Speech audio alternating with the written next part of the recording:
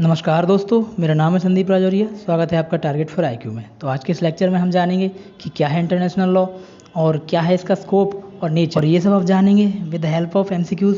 So it will be very easy to understand. So let's start. अगर बात करें इसके शाब्दिक अर्थ की तो यह है international law which means inter and national. So it is the law which govern और regulate the relation between states और नेशंस।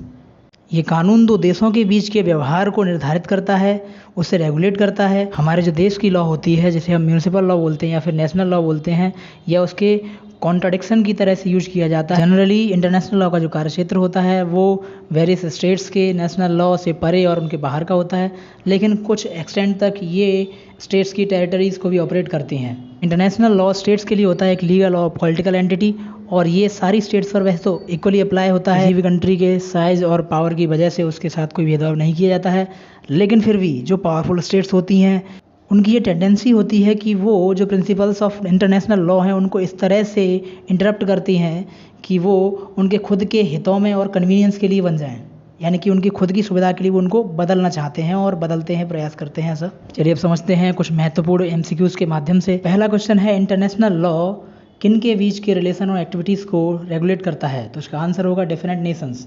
ये रेगुलेट करता है अलग अलग नेशंस के बीच के रिलेशन और एक्टिविटीज़ को। तो सेकंड क्वेश्चन है, इंटरनेशनल लॉ या फिर लॉ ऑफ नेशंस में जो रूल्स और प्रिंसिपल्स होते हैं वो किसके कंडक्ट से डील करते हैं? तो क्या वो स्टेट एंड इंटरनेशनल ऑर्गेनाइजेशंस के कंडक्ट से डील करते हैं, या यूरोपियन यूनियन के, या फिर साउथ अफ्रीकन यूनियन के? तो देखिए ये करते हैं स्टेट एंड इंटरनेशनल ऑर्गेनाइजेशंस, यानी कि ऑप्शन ए सही है।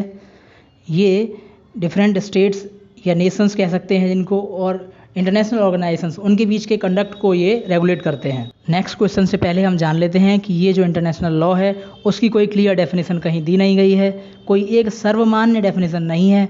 तो डिफरेंट यूरिस्ट ने, डिफरेंट स्कॉलर्स ने डिफरेंट टाइप्स की इसकी डेफिनेशन दी है। तो उनमें से एक है जो कहती है लॉ एंड नेशंस और इंटरनेशनल लॉ एक ऐसी बॉडी का नाम है जिसमें कस्टमरी लॉ और कन्वेंशनल रूल्स होते हैं। ये कन्वेंशनल रूल्स और कस्टमरी लॉज सिविलाइज्ड स्टेट्स के द्वारा आपस में किए गए इंटरकोर्स में बाइंडिंग कंसीडर करे जाते हैं।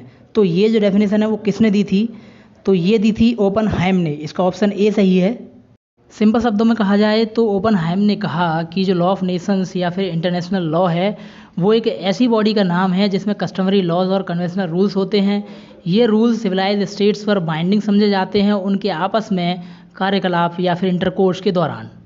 नेक्स्ट क्वेश्चन है, in whose view international law is the rules which determine the conduct of general body of civilised state in their mutual dealings. यानी कि यह भी लगभग वही बात कह रहे हैं। इसमें कह रहे हैं कि इंटरनेशनल लॉ ऐसे रूल्स हैं जो डिटरमाइन करते हैं, यानी कि जो निर्धारित करते हैं general body of civilised states के कंडक्ट को अपनी आपसी व्यवहार में। तो यहाँ पर कुछ कन्फ्यूजन है, जैसे कि general body of civilised state, general body में क्या क्या आएगा। तो ये उस टाइम के बाद से थोड़ी थोड़ी क्लियर होती गई हैं, अलग अलग विद्वान अलग अलग डेफिनेशन दी हैं। तो ये किसका व्यू है? तो जानते हैं ये किसका व्यू है। ऑप्शन सही है वी, लॉरेंस ने कहा है, ये उनका व्यू है। दोस्तों इस तरह से एमसीक्यूज़ के माध्यम से आपके सामने सारी की सारी डेफिनेशंस को लाया जा रहा है।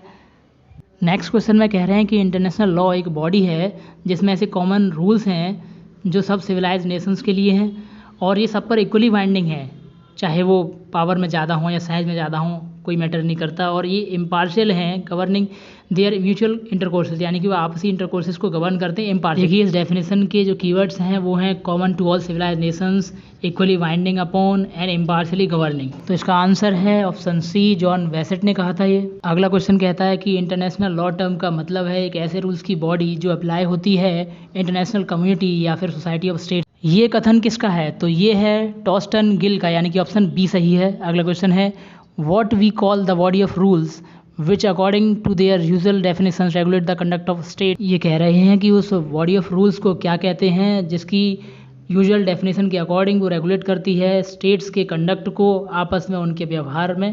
दोस्तों इसका आंसर होगा ऑप्शन डी, इंटरनेशनल लॉ, क्योंकि जो स्टेट्स के कंडक्ट को गवर्न करे वो होती है इंटरनेशनल लॉ। नेक्स्ट क्वेश्चन है, the body of rules and principles of action which are binding upon civilised states in their relation with one another is known as, यानी कि रूल्स और प्रिंसिपल्स जिन पर एक्शन होना है उनकी बॉडी जो कि बाइंडिंग होती है सिविलाइज स्टेट्स पर उनके रिलेशन में आपस में, तो उसको क्या कहते हैं दोस्तों? इसको भी कहते हैं इंटरनेशनल लॉ। तो ये ऑप्शन सी सही हो जाएगा। ये आपके लिए बार बार क्वेश्चंस कराए जा रहे हैं, जिसका मतलब है कि आप इंटरनेशनल लॉ के कॉन्सेप्ट को बिल्कुल समझ जाएं कि ये क्या है। अगला क्वेश्चन देखते हैं। The law of Nations is that collection of usage. देखिए ये डेफिनेशन थोड़ा क्लियरली बताती है इंटरनेशनल लॉ के बारे में कि ये ऐसे यूसेजेस का कलेक्शन है जो कि सिविलाइज स्टेट्स एग्री हुई हैं ऑब्जर्व करने के लिए अपनी डीलिंग्स में, अपने व्यवहार में एक दूसरे के साथ। तो ये बताता है कि सिविलाइज स्टेट्स अगर एग्री हुई हैं तभी वो उनके ऊपर इफेक्ट करेगा इंटरनेशनल लॉ, अदरवाइज वो फाइंडिंग नहीं रहेगा। तो यहाँ पर ये होता है, नॉर्मल लॉ में क्या होता है कि हम जन्म से ही हमारे ऊपर लागू हो जाता है लॉ, चाहे हम उसे एग्री करें या ना करें। लेकिन जो इंटरनेशनल लॉ होता है वो कंट्रीज़ के ऊपर जब वो उन्हें एग्री करते हैं तब लागू होता है, अदरवाइज नहीं होता है। तो ये डेफिनेशन दी है, ऑप्शन डी सही है, कॉलरिज सीजे ने। अगला क्वेश्चन बहुत ज़्यादा इंपॉर्टेंट है। ये कहता है पब्लिक इंटरनेशनल लॉ क्या क्या इंक्लूड करती है? तो option A treaty law, law of sea, option B land of war and refugee law, option C international humanitarian law. तो अगर आप देखेंगे तो पाएंगे कि ये सारे के सारे जो लॉ हैं ये नेशंस के बीच में हैं और ये इंटरनेशनल स्कोप रखते हैं। तो इसका ऑप्शन डी सही है, ऑल ऑफ द अबव। अगला क्वेश्चन है कि ऐसी सिचुएशन में कौन सा लॉ काम करेगा जब दो डिफरेंट स्टेट्स के या फिर कई स्टेट्स के म्यूनिसिपल लॉज कॉन्फ्लिक्ट में आ जाएं। यहाँ पर भी ऐसा होता है कि यदि कोई इंसान किसी दूसरी कंट्री में जाता है और वहाँ पर वो कोई क्राइम करता है या फिर किसी ऐसी सिचुएशन में फंस जाता है कि वहाँ का कानून अलग है और उस क्राइम के लिए उसके खुद के देश का कानून अलग है, तो इस तरह से दोनों कानून आ जाते हैं कॉन्फ्लिक्ट में और फिर यहाँ पर इंटरनेशनल लॉ प्रिवेल करता है। जो इंटरनेशनल लॉ कहेगा वो किया जाएगा। तो इस तरह से आंसर होगा option A private international law, conflicts of law. अगला क्वेश्चन है who calls private international law as conflict of laws. तो इसका आंसर है ऑप्शन सी डायसी। अगला क्वेश्चन देख लेते हैं। यह किसने कहा है कि law is a body of rules for human conduct. यह ह्यूमन कंडक्ट के लिए एक रूल्स की बॉडी है जो कम्युनिटी में बाहर की किसी पावर के द्वारा इन्फोर्स करी जाती है कम्युनिटी की खुद की कंसेंट से। तो ऐसा कहने वाले हैं ओपनहाइम। तो ऑप्शन डी सही है। अगला क्वेश्चन है इन हुज व्यू, किसके व्यू में respect, sympathy, fear and reason वो मोटिव हैं जो इंसान को लॉ को पालन करने के लिए प्रेरित करते हैं। तो ये व्यू है लॉर्ड व्राइस का, ऑप्शन सी सही है। अगला क्वेश्चन देख लेते हैं। यह किसने कहा है कि लॉ एक सोशल फैक्ट है और यह रिफ्लेक्ट करता है पावर और आज्ञाकारिता के रिलेशन को? इसका आंसर है ऑप्शन ए, ऑस्टिन ने कहा है यह। अगला क्वेश्चन है international law is not true law but a code of rules and conduct of moral force only. यह किसने कहा है कि इंटरनेशनल लॉ एक सच्ची लॉ नहीं है?